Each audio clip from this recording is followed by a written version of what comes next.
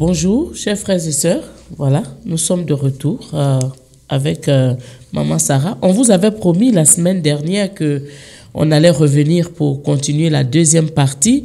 D'ailleurs, notre invité avait fini sa pensée sur cette phrase importante, la promesse du Seigneur envers son peuple élu.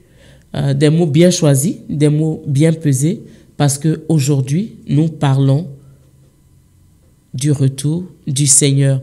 En d'autres termes, l'avènement de Jésus-Christ de Nazareth.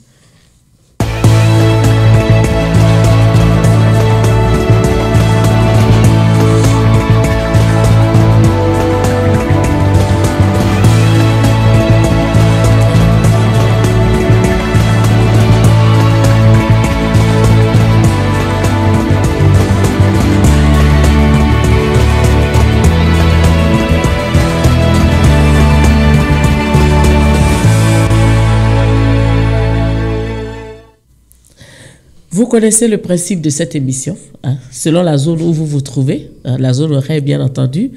Nous vous disons bonjour, nous vous disons bonsoir. Nous sommes dans la joie de vous retrouver. C'est un autre jour béni de notre Seigneur Jésus-Christ à notre endroit. Et nous continuons la marche. Que dit la Bible a pour mission de nous ramener dans la Bible. Il ne s'agit pas de ce que nous croyons, il ne s'agit pas de ce que nous pensons, il ne s'agit pas non plus de ce que nous croyons que la Bible a voulu dire, ou bien des éléments que le Seigneur n'a pas mis à notre disposition, mais que nous essayons, dans la mesure de notre intelligence, d'étaler pour faire preuve d'une sorte de connaissance doctrinale supérieure par rapport à d'autres frères et sœurs. Mais ce qui est important, c'est que dit la Bible. Que dit la Bible sur tous les sujets dont nous parlons en tant que chrétiens. Et nous sommes revenus en ce jour avec notre invité de la semaine dernière. Nous vous avons promis cette émission qui est la deuxième partie de celle que nous avons eue avec le pasteur Ogi Kayembe. Bonsoir, bonjour, pasteur. Bonsoir, Maman Sarah. Voilà. Bonjour à tous. Voilà, nous bonsoir sommes... selon les fuseaux horaires. Voilà, nous sommes très heureux de vous avoir encore aujourd'hui. Oui, je voulais en profiter aussi pour saluer ma famille à Lubumbashi, voilà. En République démocratique du Congo. Je suis né à Lubumbashi. Je sais que mes frères et sœurs me suivent, nous suivent, parce qu'ils sont aussi dans la foi chrétienne. Et je n'oublierai pas aussi le peuple de Dieu dans la ville de Matadi, où j'ai passé aussi une grande partie de ma vie, où j'ai rencontré ma chère et tendre épouse, et la ville qui a été la Bethléem de mes 3 premiers enfants, parce que la 4e est née ici. Donc, je salue les chrétiens de Matadi, de Kinshasa, sans oublier aussi ceux de la Côte d'Ivoire, qui sont aussi nos frères dans le Seigneur. Amen. Que Dieu vous bénisse. Amen, amen. Vous voyez que le pasteur devient très émotif quand il parle de sa ville de naissance. Je suis très contente. Aujourd'hui, il nous a donné un peu plus de renseignements. Alors, le pasteur est marié et père de 4 enfants. Je vous le dis, je suis très forte en mathématiques. 3 plus 1, ça fait 4. Alors, merci, pasteur, pour cette présentation. Et nous saluons effectivement tous les frères et sœurs du Congo. Voilà. Nous vous aimons. Je crois qu'il y a une manière de dire bonjour en lingala. Je ne suis pas très forte, hein, mais pasteur. Mbote. Et puis, qu'est-ce qu'on répond? Mbote, donc vous faites dire Mbote Nabino. Ok, Mbote Nabino, voilà. Voilà. Alors, nous sommes revenus, pasteur, et la dernière fois, on avait terminé sur cette belle phrase que vous nous avez donnée, la promesse du Seigneur envers son peuple élu. Le mot que j'aime dans ça, c'est élu, et nous parlons de, comment on appelle ça, du retour du Seigneur Jésus. Nous le savons tous, nous l'attendons. En tout cas, moi, je l'attends. Et je sais que vous l'attendez aussi. Bien sûr. Et avec nous, beaucoup d'autres chrétiens dans le monde entier qui attendent le retour du Seigneur. Alors aujourd'hui, pasteur, on a déjà parlé de l'enlèvement, comme il va se passer. On a parlé de la naissance du Seigneur Jésus, de sa première venue et maintenant de sa deuxième que nous attendons. Et on a aussi parlé de l'enlèvement. Donc maintenant, aujourd'hui, nous allons parler, parce que nous savons que la Bible nous dit que la Bible nous donne différentes séquences. Après l'enlèvement physique, puisque les gens seront physiquement vont disparaître, ils seront enlevés. après cet enlèvement, la Bible nous parle des noces de l'agneau. Alors, on va rester au ciel pour un moment. Avec l'agneau et son épouse, qu'est-ce qui va se passer?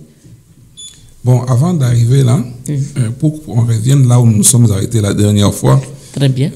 Le mot élu est très important parce que vous vous souvenez, lors de nos précédentes émissions, j'avais souligné quelque chose que j'ai toujours demandé aux enfants de Dieu d'observer. La Bible est un livre qui s'adresse à plusieurs types de nations, de catégories de personnes. Et elle a été écrite sur plusieurs sortes ou différentes alliances. Et chaque fois, le danger dans lequel aujourd'hui l'Église tombe, c'est de s'attribuer tout sans faire la distinction, voir à qui Dieu parle, pour qui Dieu parle, qui est là. Alors pourquoi j'ai préféré dire le peuple élu? Parce que généralement, les chrétiens croient que c'est eux les élus de Dieu. Mais en réalité, les élus de Dieu, ce sont les enfants d'Israël. Donc, quand nous prenons rapidement le verset, par exemple, au chapitre 11 de l'épître de Paul aux Romains, avant que je ne dise autre chose, la Bible dit au verset 28, parlant de ces Juifs-là, il dit, en ce qui concerne l'évangile, les Juifs sont ennemis à cause de vous. Ça, c'est de nous. Maintenant, écoutez, il parle aux chrétiens. Il dit, pour ce qui est de l'évangile, l'Église, les Juifs sont des ennemis de Dieu, mais à cause de vous. Vous qui? L'Église. Vous voyez déjà qu'il y a deux peuples différents. Et puis il ajoute, il dit, mais en ce qui concerne l'élection, ils sont aimés à cause de leur père. Vous voyez déjà qu'ils sont élus, bien qu'ils sont têtus, ils sont endurcis, mais quand Dieu se souvient des alliances qu'il a faites avec leur père, alors c'est pourquoi maintenant nous voulons parler de la promesse que Dieu a faite à Israël en tant que peuple élu. D'accord. Avant de retourner aux noces de l'agneau. Les noces de l'agneau, ça vient après. Donc ici, parce que nous étions encore au niveau de l'enlèvement. L'Église est partie, mais le monde continue à tourner. Mais pendant que le monde continue à tourner, le peuple qui se sent maintenant abandonné, c'est le peuple d'Israël. Parce que Jésus a pris son épouse, qui est l'Église, qui est constituée de tout homme chrétien, plutôt juif ou non juif, mais nous avons quelque chose en commun, c'est que nous avons cru en Jésus, notre Seigneur et Sauveur. Ça veut dire quand on est membre de l'Église, on peut être juif ou non juif, mais quand on a cru au Seigneur, on devient membre du même corps.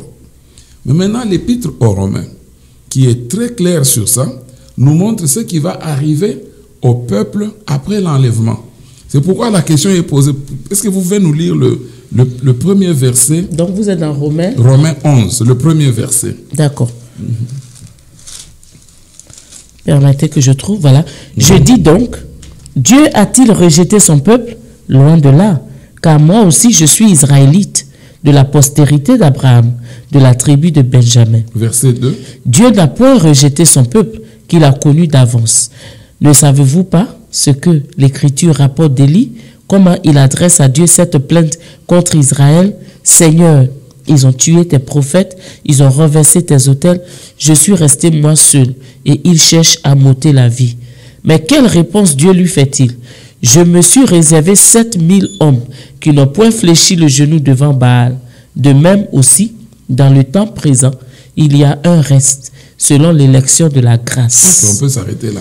Vous voyez un peu comment Paul a été clair. Ça répond un peu à la question que j'allais vous poser. Voilà, c'est ça même la réponse. La question principale que tous les chrétiens se posent. Voilà. Donc, nous devons savoir une chose, que Israël est un peuple élu. Et chaque fois que Dieu envoyait les enfants d'Israël, même en déportation, il y avait toujours un reste que Dieu ramenait. Et c'est arrivé pendant plusieurs générations et ça va arriver encore au temps de la fin. Alors maintenant, la question c'est de savoir, Dieu a-t-il rejeté Israël? Nous les chrétiens, Paul nous exhorte dans... Vous savez, Maman Sarah, quand, je vous avais dit l'autre fois, il y a cette épître aux Romains, celle aux Hébreux, ces deux livres, quand vous les comprenez, vous savez placer les séquences. Vous allez comprendre beaucoup de versets qui nous ont vraiment, je ne sais pas dire, compliqué la vie pendant longtemps. Un jour, si vous permettez, on parlera de la prédestination. Oh, on doit en parler parce parce que quand on parle de la prédestination, maintenant, il faut se poser la question. Quelqu'un m'a posé la question. Est-ce que tu crois à la prédestination? Je dis, mais comment pas? Parce que la Bible parle de la prédestination. C'est comme je l'ai dit l'autre fois. Je crois en ces choses, mais il faut savoir maintenant quand les appliquer, à qui les appliquer et comment les appliquer. Donc, Paul pose la question. Lui, Paul est israélite. Il est juif de la tribu de Juda. Il pose la question, est-ce que vous croyez que Dieu a rejeté son peuple? Merci. Est-ce que vous croyez que Dieu a rejeté son peuple? La Bible répond, il dit, loin de là. Donc, parce que l'Église étant enlevée, les gens pouvaient dire, voilà, Dieu a fait des promesses à ces gens et il n'a pas tenu parole, il les a abandonnés. Non, Dieu n'a pas abandonné son peuple, il les a juste aveuglés pendant un temps pour susciter leur jalousie. Et comment est-ce qu'il a suscité leur jalousie? En mettant l'Église à part. Maintenant, une fois que l'Église est partie, maintenant le Seigneur revient encore à son peuple pour renouer les alliances rompues. Parce que le peuple d'Israël, c'est des gens vraiment, comme je peux appeler, des incorrigibles, hein? Des véritables incorrigibles. La Bible dit que leur cou est roide. Aujourd'hui où nous parlons, quand même des chrétiens, bon, je ne sais pas comment ils font, ils vont à Jérusalem pour leur pèlerinage ils vont se donner des coups de tête à la muraille de lamentation là. Oui, j'ai vu ça. Tout ça, c'est du n'importe quoi. Étonné. Ça ne peut rien apporter dans la foi. Il y a des gens qui vont à Jérusalem, il y a comment on appelle ça? Tous ces pèlerinages, ça n'augmente en rien, et ça ne retranche rien à notre foi. On va dans le tombeau vide où le Donc, Seigneur s'est couché. même un serviteur de Dieu m'avait dit, quand il est entré dans la tombe vide du Seigneur, il est tombé venu, il y avait une telle onction. Je dis, tu vas t'ensorceler. Tu vas te faire ensorceler pour rien. Donc, nous avons seulement foi en Jésus.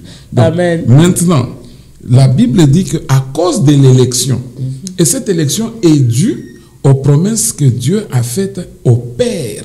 Les pères, là, ce ne sont pas nos pères à nous. Alors, pasteur, pour ne pas traîner sur l'élection, est-ce que ça veut dire qu'à notre époque, donc au temps de la grâce, nous sommes dans la dispensation de la grâce, où la Bible dit que le Seigneur dit, celui qui a le Fils a la vie, celui qui n'a pas le Fils n'a pas la vie. Une réponse très claire et simple pour nous. Est-ce que les Juifs qui n'ont pas Christ aujourd'hui et qui pratiquent la loi mosaïque, est-ce qu'ils sont sauvés? Ils sont perdus. Ils sont perdus parce que ce n'est pas leur époque. Cette époque ici, c'est l'époque de l'Église. Donc, s'ils veulent être sauvés, c'est pourquoi Paul dit, moi aussi, je suis israélite, mais Paul a fait une chose. Il a accepté Jésus comme son Seigneur et Sauveur. C'est ça qui a fait qu'il soit sauvé. La Bible dit dans Jean 1, il est venu chez les siens ne l'ont point reçu. Mais à tous ceux qui l'ont reçu, ceux qui croient en son nom, il leur a donné le pouvoir de devenir enfants de Dieu. Et puis toujours dans le même évangile de Jean, qu'est-ce que Jésus dit à Nicodème? Parce que Nicodème était docteur de la loi, peuple d'Israël, donc il pouvait peut-être croire que c'est ça son enseignement. Jésus lui dit, tu dois naître de nouveau mon frère. Si tu ne nais d'eau et d'esprit, tu ne pourras pas entrer dans le royaume de Dieu. Donc, nous comprenons que pendant ce temps, la Bible dit, il n'y a plus ni juif, ni grec. Pour ce moment ici. Pas de juifs, pas de grecs, mais nous sommes un en Jésus. Tu es juif, tu te glorifies de ton judaïsme, tu es perdu. Mais quand l'Église sera partie, c'est maintenant que le Seigneur va encore revenir. Donc l'élection en question, voilà. Nous sommes dans le chapitre de l'enlèvement. Voilà. Donc l'élection ici est comment on dit ça en anglais, le rétablissement, je dirais, parce qu'en anglais on dit resume, donc ça s'est arrêté, on recommence. Mais c'était en suspension. Vous avez trouvé un très très beau mot. Donc Dieu a arrêté le chrono de son histoire avec Israël. Vous voyez le chrono, comment il fonctionne? Oui, j'avais un ici sur mon téléphone. Voilà, il chronomètre et puis c'est tellement trop de bonnes choses à dire, je ne sais pas comment faire. Allez-y. Parce que quand le prophète Daniel, quand il s'est mis à prier pour que Dieu puisse restaurer son peuple, au fait, Daniel, en tant qu'humain, lui, il priait pour une restauration immédiate. Physique et immédiate. Bon, Dieu lui dit, ok, il lui envoie un ange qui lui dit, tu es un homme fidèle, voilà comment je vais procéder. Pour que je restaure ton peuple, je te donne 70 semaines. Après les 70 semaines, ton peuple sera restauré pour l'éternité. Maintenant, les 70 semaines, au fait, ce ne sont pas les semaines de 7 jours, mais ce sont des périodes de 7 ans chacune. Bon, dans certaines versions un peu plus proches des originales, on appelle ça des septaines. Ok. Or, quand on dit 70 semaines, comme vous avez d'ailleurs démontré tout à l'heure que vous êtes trop forte en calcul mental, vous voyez un peu 70 semaines, ça fait combien d'années? Ah ça, attention. Hein. 490. Oui, parce que ça va faire 7 fois 7, 49. Voilà, et puis on ajoute le zéro, n'est-ce pas? On ajoute le zéro. Donc ça fait 490. Ok. Or, si Daniel déjà en voyant ça, il avait compris qu'il n'est plus même concerné. Après 490 ans, il n'avait pas de chance d'être là. Mais la Bible dit dans Daniel, il dit à la 69e semaine, un oint est retranché. Si vous voyez quelque chose là-bas? Non, je ne comprends pas bien. Donc, il y a 70 semaines qui font 490 ans. Oui. Donc, à la 69e semaine, donc c'est-à-dire à la 483e année, on retranche le oint. Ça veut dire, à partir de l'accomplissement de ces promesses-là, la 483e année est tombée à la crucifixion, avec exactitude. Et qu'est-ce que Dieu a fait? Il a stoppé le chrono. Dès que le Christ est crucifié, la Bible a dit que parce que le oint a été retranché, il n'a pas eu de successeur. Ça, c'est Daniel qui dit ça. Et Dieu stoppe le chrono. C'est fini. Pourquoi? Parce que maintenant, entre la 69e semaine, il y a une 70e qui attend. Oui. Parce que Dieu ne peut pas mentir. Et la 70e là, elle attend jusqu'à aujourd'hui. Mais entre les deux là, il y a une grande parenthèse qui s'appelle le temps de la grâce. C'est ça. C'est ça l'Église. C'est dans cette parenthèse que toi et moi nous sommes aujourd'hui. Mais maintenant, il reste combien de semaines entre Dieu et Israël qui est équivalent à combien de temps? À 7 ans. 7 ans. 7 ans. Or, quand l'Église sera, avant d'arriver là, quand l'Église sera enlevée pendant combien de temps? Non, pendant que l'Église sera enlevée, on va passer combien de temps avant de revenir avec le Seigneur sur la terre? 7 ans. 7 ans, oui. Ces 7 ans-là, ce sera pendant la période même de la grande tribulation. C'est ces 7 ans-là qui sont en réalité la 70e semaine de Daniel. Ok. C'est là où le peuple sera rétabli. Voilà. Donc ça veut dire que c'est au terme de ces 7 ans, que ce peuple sera restauré. Parce qu'après les 70, donc après l'enlèvement et le retour du Seigneur, Israël ne va plus encore retomber dans ces endurcissements. Ils verront face à face. Parce que même tous ceux qui ont vécu à Babylone, en Assyrie, tout ça, ils n'ont rien vu. Mais ce qu'ils vont voir après le départ du Saint-Esprit, oui. Ça, c'est ainsi que dans l'Apocalypse d'ailleurs, on parle des coupes de colère de Dieu, des fléaux, de ceci et de cela. Mais pendant tout ce temps-là, Dieu avait déjà fait une promesse à son épouse. Quand vous lisez les lettres aux églises, qu'est-ce que Dieu dit à l'église de Philadelphie? Parce que tu gardes la parole de la persévérance en moi, moi aussi je te garderai quand? À l'heure de grande tribulation qui vont tomber sur la terre pour éprouver les habitants du monde. Donc l'église sera d'abord enlevée et maintenant, quand l'église est enlevée, elle est en sécurité auprès du Seigneur, alors maintenant les fléaux commencent à tomber avec comme première cible Israël. Donc, c'est comme ça maintenant. Pendant qu'Israël verra toutes ces choses-là, l'Antichrist, je ne sais pas si je dois déjà... Oui, allons-y, c'est le même sujet. Parlons de l'Antichrist, puis on est avec le chapitre Israël. Pendant ces temps-là, c'est là où j'encourage les enfants de Dieu, dit, réalisez encore très bien Matthieu 24. Parce que vous allez voir que tout ce qui est décrit dans Matthieu 24, ce sont des choses qui vont arriver en Israël. Qui parle d'Israël. Israël exclusivement. L'Église est déjà partie. D'ailleurs, n'est-ce pas qu'il est écrit dans Matthieu 24, dans un passage là, il dit, priez pour que votre fuite n'arrive pas quand? En hiver. En hiver, et puis une autre partie, le jour du sabbat. Qu'est-ce que nous avons à voir le sabbat?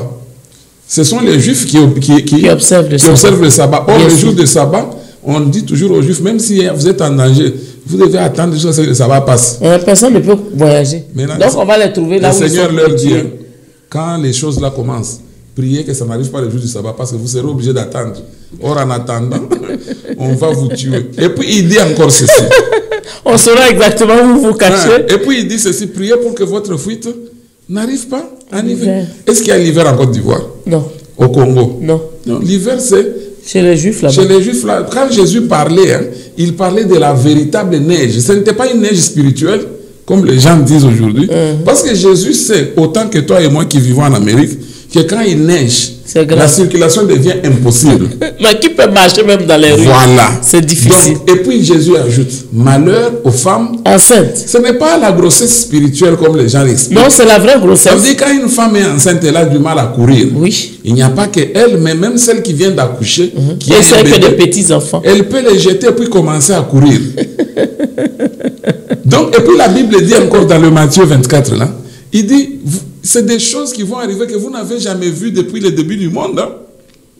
C'est pourquoi Zacharie, vous voyez comment c'est en désordre, hein? Zacharie dit, je déverserai un esprit de supplication sur la maison de David, afin qu'elle pleure sur moi, comme on pleure sur un fils unique. Ils pleureront sur moi qu'ils ont cloué au bois. Donc ça veut dire le Seigneur, hein, quand après toutes ces choses vont arriver là, pendant que l'église est en sécurité, entre guillemets, pendant qu'on est là, on est dans les noces. D'accord.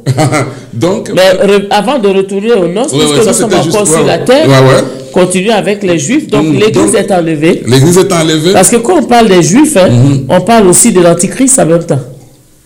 Puisque, comme vous l'avez dit, les Juifs et l'Antichrist, les deux là sont maintenant en action, puisque l'Église et le Saint-Esprit sont partis. Alors, selon la Bible, comme on l'a vu dans Apocalypse, qu'est-ce qui va se passer? Oui, bon, maintenant parlant de l'Antichrist, il faut aussi qu'on précise une autre chose. Mais je préférerais aussi qu'une fois, on puisse encore parler de ça pendant 1 heure. Mais aujourd'hui, on va juste épingler. Il n'y a pas que l'Antichrist, il y a 3 individus. Oui. L'Antichrist, le faux prophète et la bête. D'ailleurs, quand on parle de la bête, on dit qu'il y a une première bête qui sort de la mer, une autre qui sort de la terre, et puis il y a le faux prophète. Bon, vous aviez posé toutefois, les gens se posent la question, est-ce que l'Antichrist est un phénomène religieux ou politique? Est-ce que c'est un homme politique, un militaire, un religieux? Il peut être les deux. Parce que, bon, ce que moi je vais insister d'abord, c'est que l'Antichrist lui-même, c'est un homme religieux d'abord. Parce qu'il va s'asseoir dans le temple. Voilà. D'ailleurs, le fait qu'on l'appelle Antichrist, en fait, la Bible l'appelle Antéchrist. L'homme d'iniquité. Pourquoi Antéchrist? D'abord, parce qu'il vient avant Christ. Antichrist, parce qu'il est contre Christ. Ça veut dire l'Antéchrist va venir avant le retour de Christ. Il va le précéder. C'est pourquoi Jésus a dit, moi je suis venu au nom de mon Père. Vous ne me croyez pas. Un autre viendra en son propre nom et vous allez l'accueillir et l'acclamer. Dans Matthieu 24, la Bible dit ceci. Alors l'ennemi va s'asseoir dans le temple du Seigneur jusqu'à se proclamer lui-même Dieu.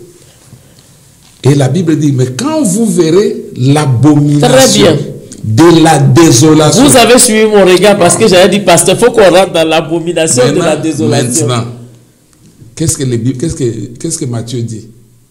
Quand vous verrez l'abomination de la désolation, mais il ajoute quelque chose, hein, dont a parlé le prophète Daniel. Oui. Or, s'installer en lieu saint, que celui qui lit fasse attention. Donc, vous voyez que les lieux saints, c'est dans le temple de Jérusalem. Puisque nous sommes le temple du Saint-Esprit, on ne parle pas de lieux saints avec nous. Exactement, nous n'avons rien à voir. Daniel, dans ses visions apocalyptiques et prophétiques, il avait vu une personne qui voulait se faire Dieu. Au fait, je vais faire une analogie entre Christ et l'Antichrist.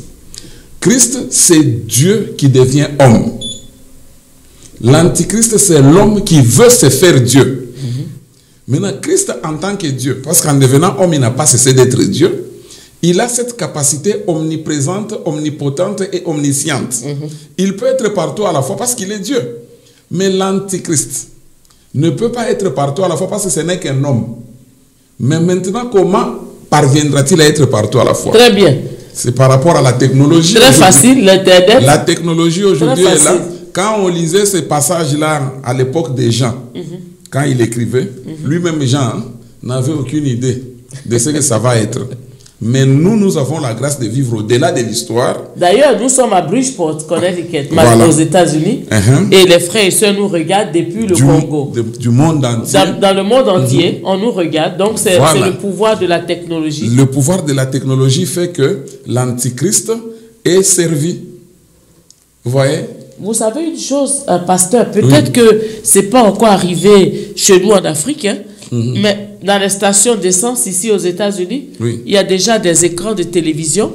Dès que vous commencez à pomper l'essence, il y a une image qui sort et il y a un journal qui passe ou bien il y a une publicité qui passe. Ça veut dire que partout où on se trouve, l'Antichrist va nous apparaître, enfin va leur apparaître, que je corrige mon langage, il va leur apparaître partout. Et donc, la technologie. La technologie est au service de l'Antichrist, mais je dirais seulement en passant que nous, l'Église, nous devons aussi saisir l'opportunité pour répandre l'évangile de Christ. Amen. Donc, alors quand il dit, souvenez-vous de ce que Daniel a dit. Daniel a dit, il y aura une abomination de la désolation qui va s'installer en lieu saint. Qu'est-ce que ça veut dire? Ça veut dire que l'image de l'Antichrist, il y aura des écrans dans le temple, où les gens viendront pour voir l'Antichrist et commencer à l'adorer. Au fait, quand l'Antichrist va venir, selon la promesse même prophétique du Christ lui-même, les Juifs vont l'acclamer et dire, voilà, au fait, c'est le monsieur que nous on attendait. 3 ans et demi. Ce n'est pas ce charpentier-là qui était rien. Voilà l'homme que nous on attendait. Et l'Antichrist va faire quelque chose de très important. Prenons Daniel, parce que ça me vient à l'esprit. Daniel, au chapitre 9.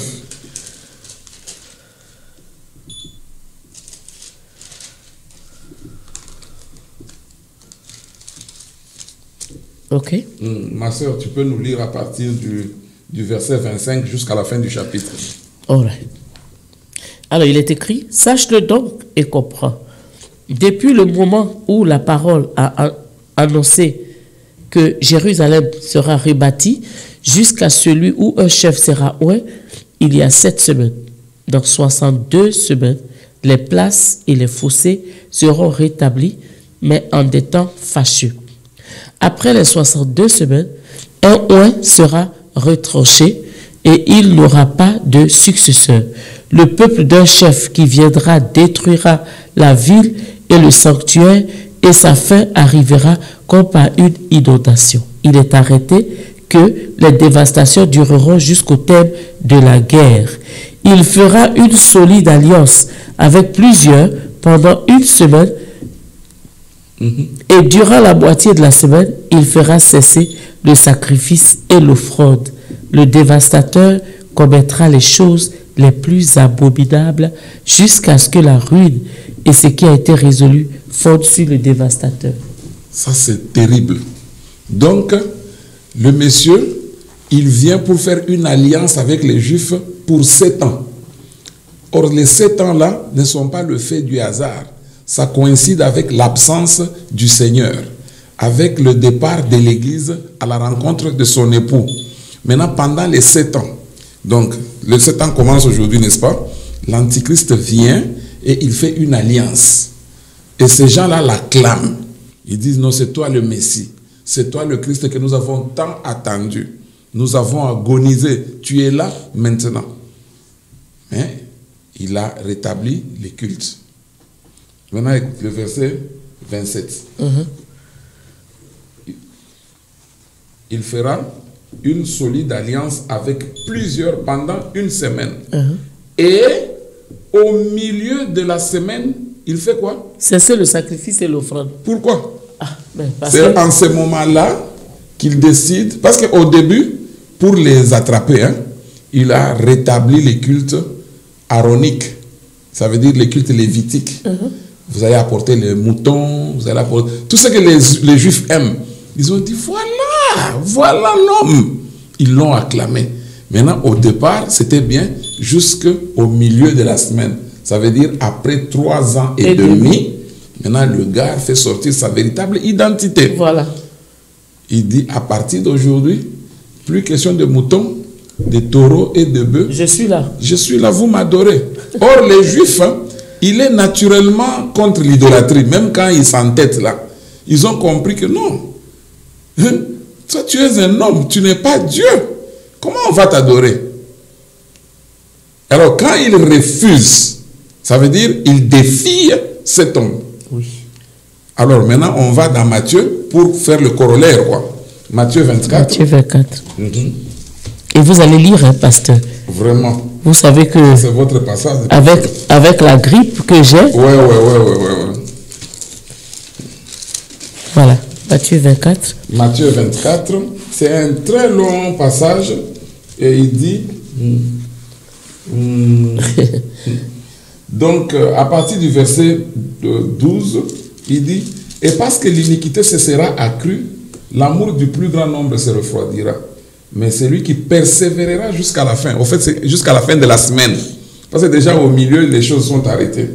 Il dit, cette bonne nouvelle du royaume sera prêchée dans le monde entier pour servir de témoignage à toutes les nations. Alors viendra la fin. C'est pourquoi, lorsque vous verrez l'abomination de la désolation dont a parlé le prophète Daniel, établi en lieu saint, que celui qui lit fasse attention. Maintenant, quand maintenant le monsieur établit cette abomination, les Juifs comprennent, ils refusent. Maintenant, voilà la conséquence, verset 16. Alors que ceux qui seront en Judée fuient dans les montagnes. Nous, on n'est pas en Judée ici. Voilà. Donc, ceux qui seront en Judée doivent commencer déjà à fuir, parce que maintenant, ce sera la chasse à l'homme. Donc, l'Antichrist, avec toutes ses armées et ces gens qui travaillent pour lui, donc, ils vont aller, tu ne veux pas l'adorer, tu l'adores. Non, moi, je ne peux pas adorer. C'est un homme. Ok, tu es mort, on va te décapiter. Et maintenant, pour se sauver, il faut faire quoi? Il faut fuir. Oui. Et les gens disent, et alors plutôt on dit ici, alors que ceux qui sont en Judée fuient dans les montagnes, et celui qui sera sur le toit ne descende pas pour prendre ce qui est dans la maison.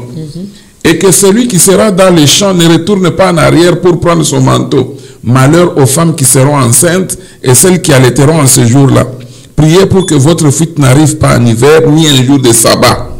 Car alors la détresse sera grande qu'il n'y en a eu. Sera si grande. Oui. Alors la détresse sera si grande qu'il n'y en a point eu de pareil depuis le commencement du monde jusqu'à présent et qu'il n'y en aura jamais. Et si ces jours n'étaient abrégés, personne ne serait sauvé. Mais à cause de qui? Des élus. À cause des élus, ces jours seront abrégés. Donc, c'est ça ce qui va arriver avec les Juifs. Vous voyez, ce chapitre-ci, c'est un chapitre pour les Juifs. L'Église est en sécurité. Et les nations, ici, on n'en parle pas encore. Non. Vous voyez, hein? Les nations, on n'en parle pas. Quelle sera la part des nations? Parce que ça fait 3 peuples. L'Église, Israël et les nations. Nous sommes au ciel avec le Seigneur, n'est-ce pas? Oui. Les Juifs sont en train d'être purifiés. Le Seigneur les purifie avec le feu de la grande tribulation. Et l'Antichrist vient pour aider l'œuvre de Dieu à s'accomplir. Alors l'Antichrist va commencer à les décapiter. C'est en cette période-là que ceux-là, pour reconnaître que tu es pour l'Antichrist, tu dois accepter qu'on mette sur toi une marque. Oui. C'est là où nous allons tomber encore sur notre marque que nous connaissons bien, les 666. 666, qui est en fait le chiffre de l'homme. Donc en fait, ce n'est pas vraiment le chiffre en tant que tel. Puisque vous remarquez qu'aujourd'hui, on a déjà commencé à implanter des puces dans les mains des sous gens. les bras, sous la peau, sur les mains. Oui. Or, on dit la marque de la bête, c'est un chiffre, mais est-ce que c'est forcément le chiffre physique? Bon, en fait, si je peux dire, d'abord, l'homme lui-même a été créé le 6e jour, n'est-ce pas? Et puis, 6 est toujours considéré comme le chiffre de l'homme dans toute la Bible, surtout dans la Bible, dans la partie prophétique. Alors, tout ce qui est de l'homme a toujours comme chiffre 6. Maintenant, on a montré le chiffre 6 3 fois.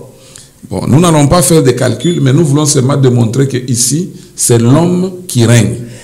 Alors, mais pour vous aider un peu, pasteur, oui. J'ai écouté un pasteur, j'oublie son nom, il s'appelle, ça va me revenir, il a expliqué comment calculer le chiffre de l'homme pour trouver justement qui est l'antéchrist. Parce que chez les Juifs, les lettres ont des codes numériques. Donc, selon le nom, vous verrez que le chiffre, quand on sort les différents codes et qu'on le met ensemble, il y a un nom qui va donner 666. Oui, oui, il y a beaucoup de choses qui ont été calculées, qui sont tombées Juste. sur 666. Je ne sais pas si c'est quel genre de coïncidence. Sur la tiare du pape, là où c'est écrit Filii Dei, quelque chose comme ça en latin, Vicarius Filii Dei. Quand on prend toutes les lettres qui ont des valeurs numériques dans les chiffres romains, on tombe à 666. Ok. Quand on prend... Donc ça a poussé déjà à faire des affirmations. Oui, oui. Quand on prend l'Internet, qui est considéré comme le filet de l'oiseleur de l'Antichrist, on se rend compte que le www, quand on y va par ce principe des valeurs numériques dans la langue hébraïque, on verra que la lettre W, qui est en même temps la lettre V dans cette langue qui s'appelle Vav, est là la valeur chiffrée 6. De ce qui fait que quand on écrit www, en fait, c'est comme si on a écrit 666.televi.com. Donc, c'est pourquoi Jean disait que celui qui a de la sagesse et de l'intelligence calcule le nombre de la bête, c'est un nombre d'hommes. Donc, on peut, comme la Bible est un mystère, on peut trouver des signes de 666 dans plusieurs choses. Dans les barcodes des marchandises vendues, on voit déjà, ça c'est vraiment démontré que le premier chiffre, le chiffre du milieu, le chiffre de la fin, ce sont les chiffres 6. Donc il y a plusieurs choses. Mais en bref, c'est le chiffre de l'homme. C'est le chiffre de l'homme, c'est l'homme qui veut se faire Dieu. Alors Dieu nous met seulement en garde pour comprendre que à un moment donné, c'est l'homme qui va chercher à régner. Ok. Quand on rentre même dans l'église de la Odyssée, qui dans l'ordre même chronologique, c'est la dernière église dans l'histoire de l'église, tu verras que le Seigneur se tient à la porte et frappe. Comment le Seigneur peut-il être en dehors de sa propre église et frapper pour demander l'entrée? Parce qu'à la Odyssée, il est écrit, selon les caractéristiques décrites dans la Bible, on dit qu'à la Odyssée, les gens se disaient, je suis riche, je n'ai besoin de rien, j'ai de l'or, je vois clair. Dieu dit, vous êtes nus, vous êtes sans intelligence, venez auprès de moi, on va vous ouvrir les yeux parce que vous êtes aveugles et vous avez besoin de l'or purifié par le feu.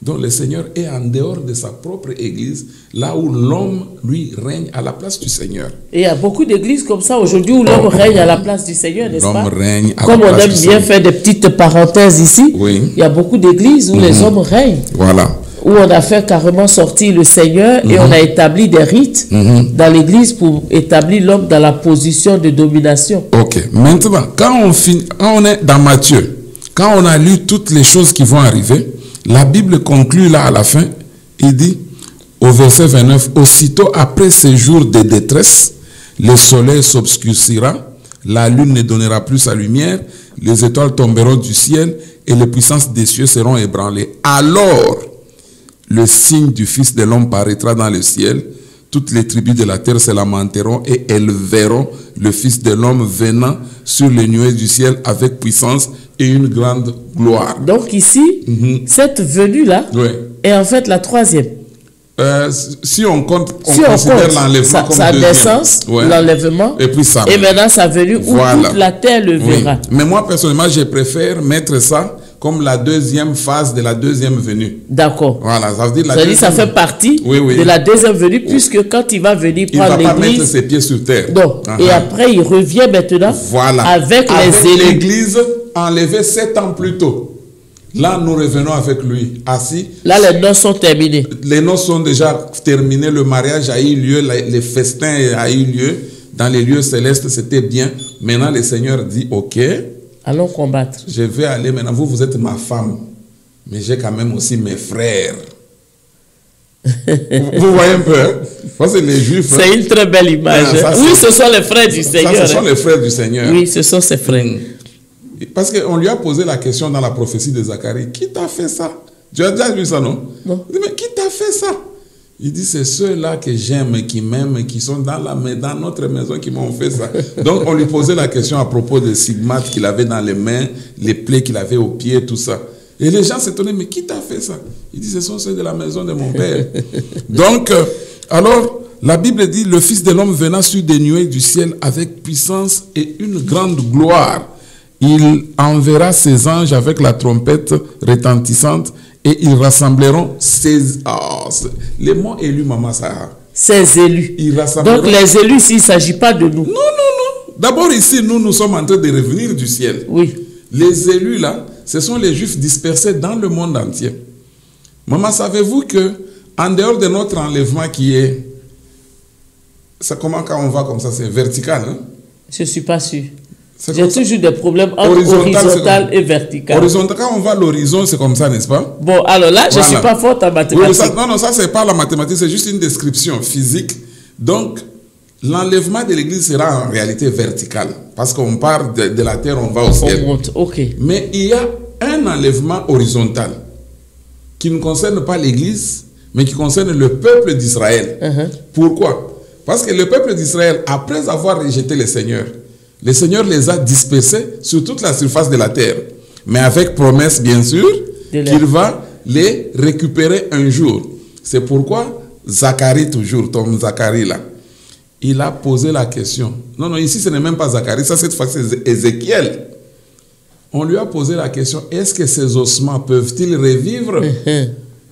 J'ai entendu des prédicateurs prêcher ça pour parler des réveils dans l'église. Non, non, il ne s'agit pas de réveils dans l'église ici.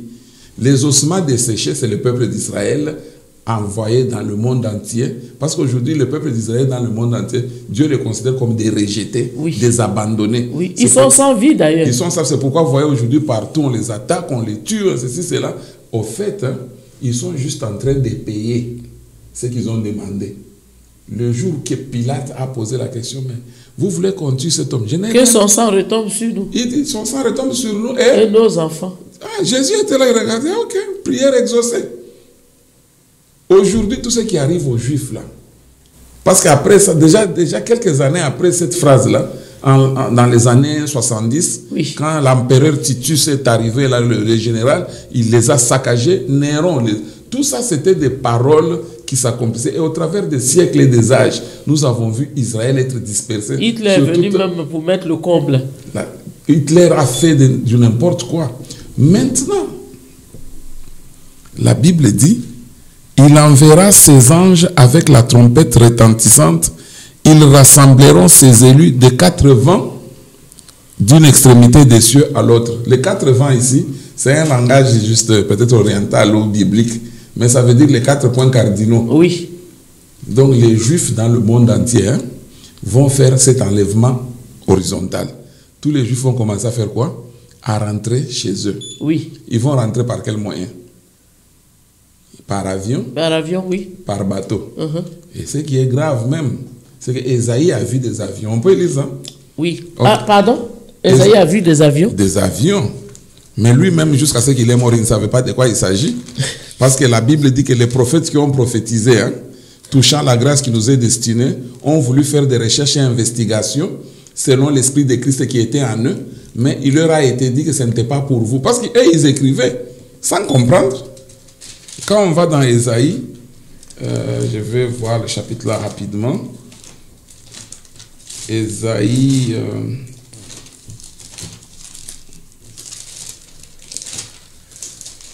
c'est pourquoi je disais vraiment... Suivez avec nous. Vous avez bien fait de pouvoir couper cette émission en plusieurs séquences parce que...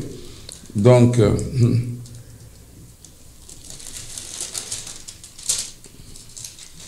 nous sommes dans les chapitres 60 quelques. De toute façon, c'est dans les 60.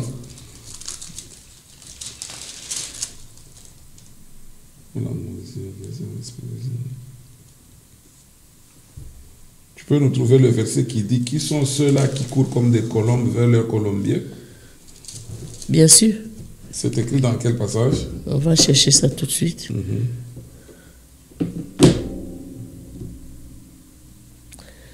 Alors, chers auditeurs, vous voyez que nous sommes comme les chrétiens de Béret. Il faut toujours être sûr qu'on trouve la parole pour vous. Voilà. Donc, qui sont ceux-là qui courent? C'est quel chapitre ça? Donc, c'est le verset 8 de quel chapitre, ça? Qui court comme des colombiers.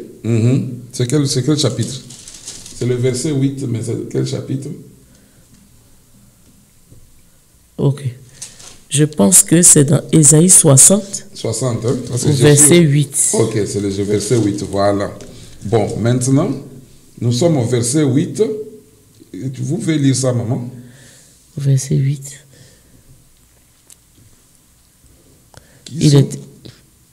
Non, c'est pas ça. C'est ça, c'est ça. C'est ça?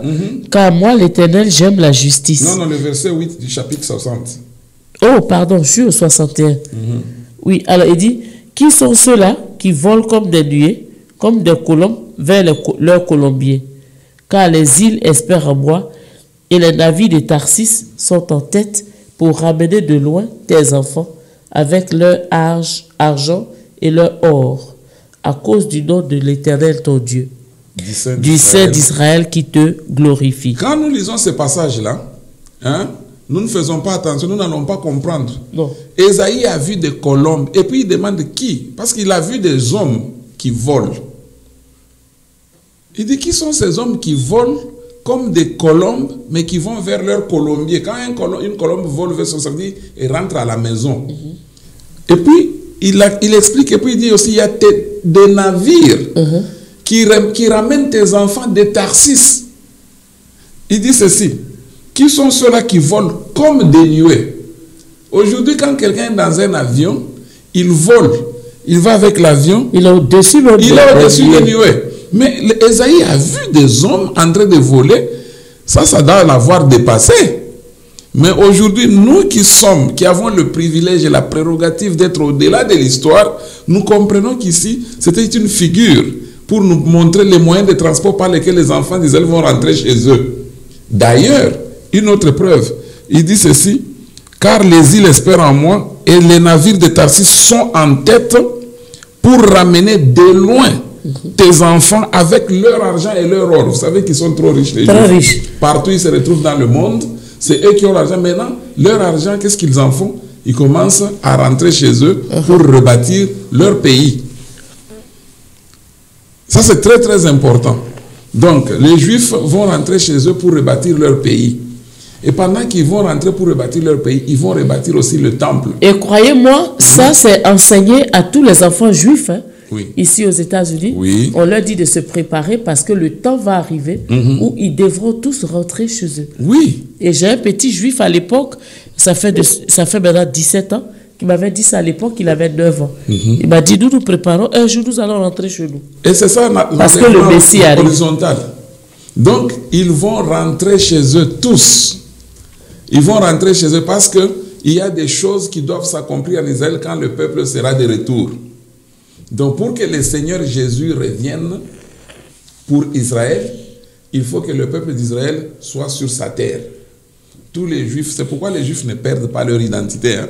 Non. Partout où ils sont, c'est toujours Juifs américains, Juifs allemands, Juifs italiens, mais ils gardent leur identité originale. Ça veut dire le peuple juif ne se perdra jamais, parce que c'est des élus. C'est pourquoi on a posé la question à Ézéchiel. Ces ossements peuvent-ils revivre? Oui. Il a dit, Seigneur, c'est toi qui connais, moi je ne connais pas ça. Il dit, souffle aux 4 vents. Et maintenant, les ossements ont commencé à revenir. Et ils sont devenus un peuple nombreux. Alors, pasteur, oui, maman. Maintenant que nous sommes toujours avec les Juifs, hein, qu'est-ce qui va se passer? On nous parle de la guerre d'Armageddon. On a lu plus tôt que le Seigneur va descendre sur le mont des Oliviers. Et dès qu'il va poser son pied sur le mont des Oliviers, ça va se casser en deux. Ça va se fendre en deux. Et il y aura la guerre. Les nations, vous avez dit qu'il y a 3 acteurs après l'enlèvement. Il y a les Juifs, il y a l'Antichrist, l'Église, et puis il y a les nations. L'Église est partie. Enlevée. Maintenant, donc il reste maintenant les Juifs. Il reste les Juifs et les nations. Alors, c'est quoi la guerre d'Armageddon? Ok, avant d'arriver à la guerre d'Armageddon, ce que j'aimerais dire, c'est que quand l'Église revient avec le Seigneur, son époux, le Seigneur va poser ses pieds au mont des Oliviers qui va se fendre. Parce qu'en ce moment-là, le Seigneur même reviendra. Pourquoi? C'est pour délivrer Israël de l'oppression de toutes les nations du monde. La Bible ne dit-elle pas que Jérusalem sera encerclée de toutes parts Ça veut dire, c'est pourquoi d'ailleurs, pour que le Seigneur aille délivrer, il fallait que les Juifs crient eux-mêmes au secours. C'est pourquoi le Seigneur a répandu sur eux cet esprit de supplication. Donc, alors, je disais que quand le Seigneur revient avec toi et moi, nous descendrons au mont des Oliviers, de l'endroit même où il est parti. Là où les anges ont dit aux gens, parce que vous avez à regarder les Jésus qui oui, allez travailler, il revient. Il va revenir de la même manière que vous le voyez s'en aller. Et Apocalypse 1 dit, tout œil le verra, même ceux qui l'ont crucifié. Donc, parce qu'à l'enlèvement, personne ne verra rien. C'est en un clin d'œil. Mais au retour maintenant, au retour là, au vrai sens du terme, c'est maintenant le Seigneur qui vient sur là, maintenant, on le verra physiquement. Oui, pas nous. Nous, on n'en a même pas besoin. Non, on nous verra physiquement. On nous verra physiquement. Avec lui. Et les gens, même les incrédules, les moqueurs, ils vont voir et dire, ah, vraiment. Maintenant, quand le Seigneur descend, mais pasteur, en ce moment-là, oui, il n'y a plus de salut. Hein? Il n'y a pas de salut pour les nations. C'est ce que je dis. Il n'y a plus de salut pour les gens du monde. Il n'y a pas de salut. Maintenant, il y a quelque chose que j'aimerais souligner. Pourquoi est-ce que le mont des Oliviers va se fendre? Parce qu'Israël était coincé par toutes les nations du monde. Même ceux-là qui prétendent être ses amis. Nous sommes les amis d'Israël, nous soutenons Israël. Ils vont tous l'abandonner et ils vont le mettre dans un étau. Maintenant, les enfants d'Israël vont se voir les États-Unis d'une part, la Russie, la Chine. Donc, dans la Bible, on parle de Gog et Magog.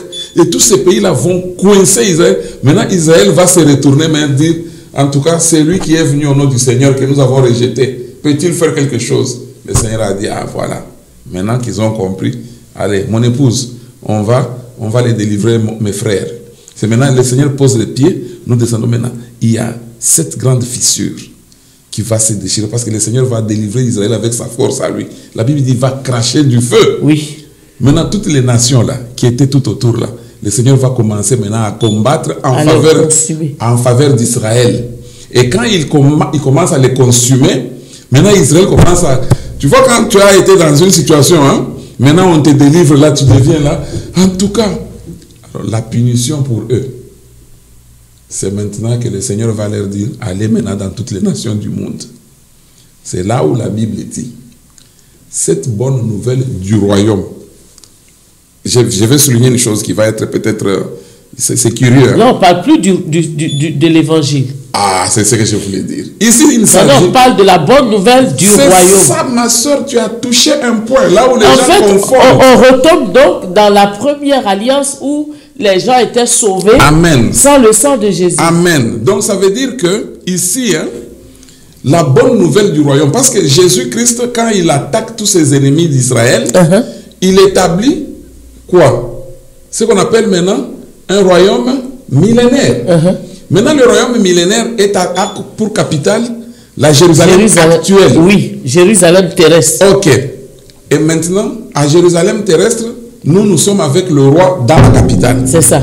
Maintenant, juifs, vous allez partir maintenant dans le monde entier pour aller annoncer le royaume qui vient d'être établi. Parce que de toutes les façons, nous, on ne peut pas aller prêcher. On n'a plus ce travail. On ne peut plus prêcher parce que notre évangile a été suspendu, est terminé. C'est pourquoi il est dit dans les évangiles, dans les épîtres, il dit, si tu as souffert avec Christ, tu vas régner avec lui. Oui. Nous avons déjà souffert. On a fini pour nous. Maintenant, on va régner. Bon, on va les regarder. Ils avaient refusé de souffrir. Dieu leur dit, c'est votre tour. C'est pourquoi la Bible dit, cette bonne nouvelle du royaume sera annoncée à toutes les nations. Pas pour les sauver, hein, mais pour leur servir de témoignage.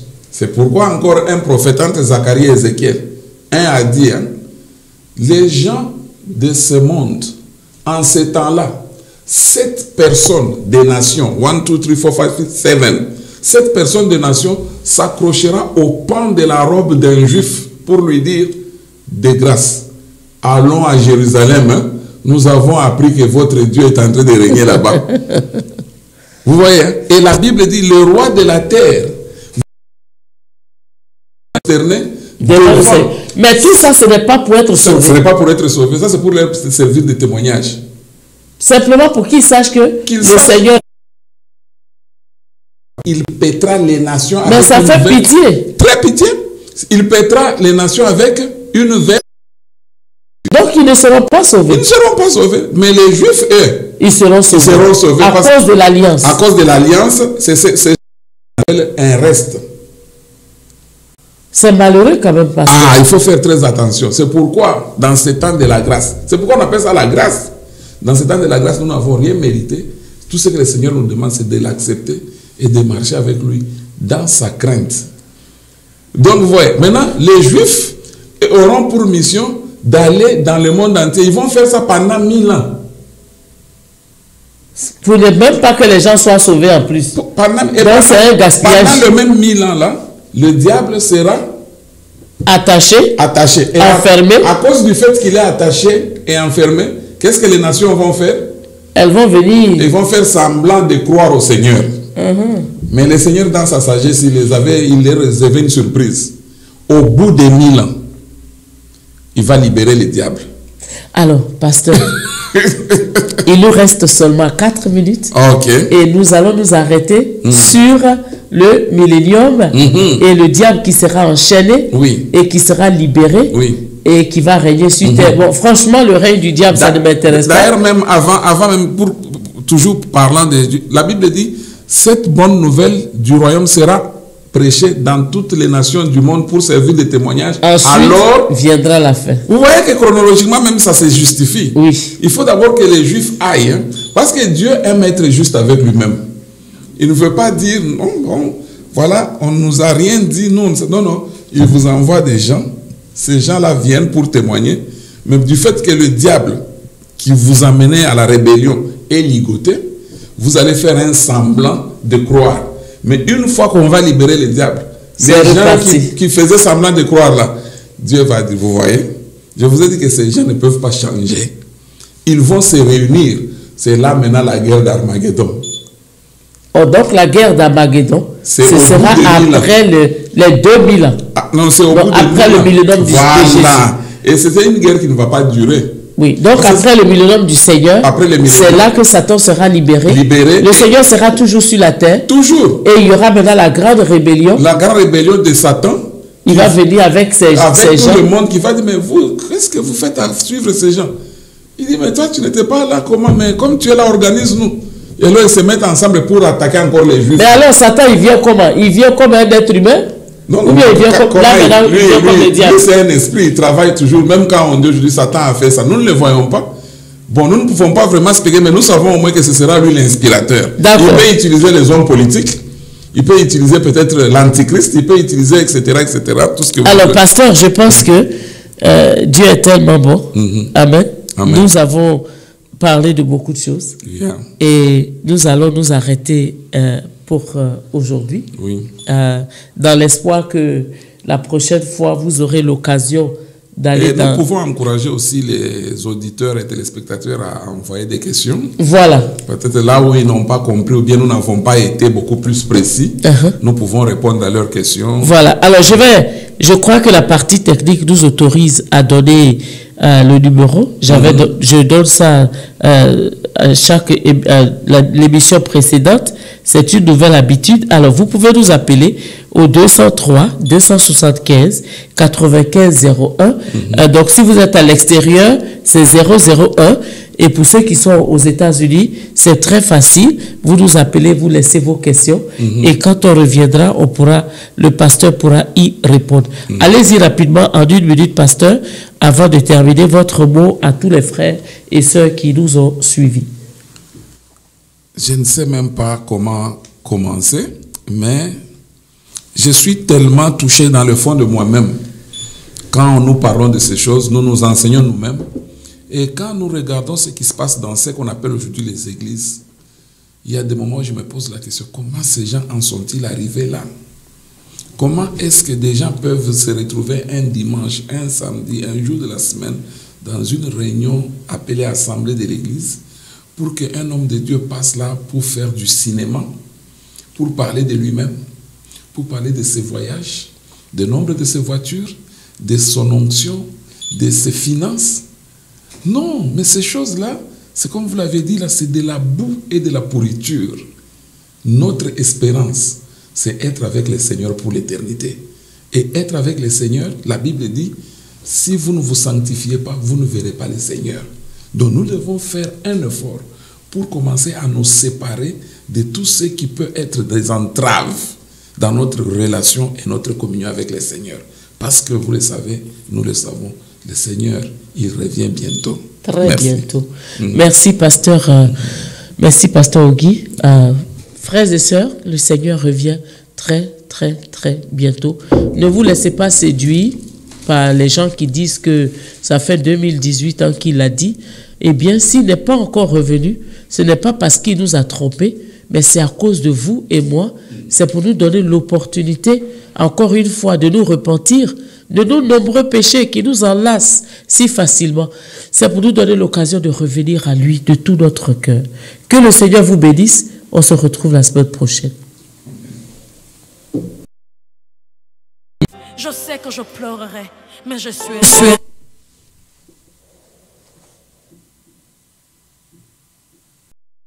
Je sais que je pleurerai, mais je suerai mes larmes.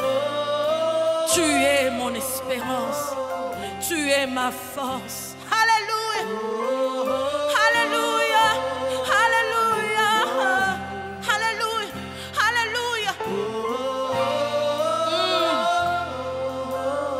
Tu es avec moi.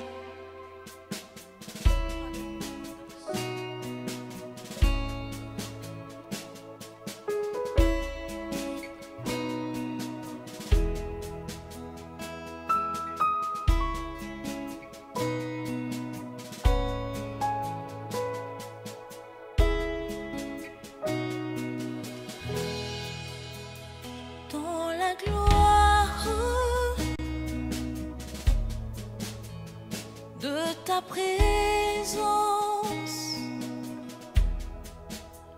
j'y trouve un calme pour mon âme. Quand je plonge dans ton amour, j'y trouve une paix qui me conduit.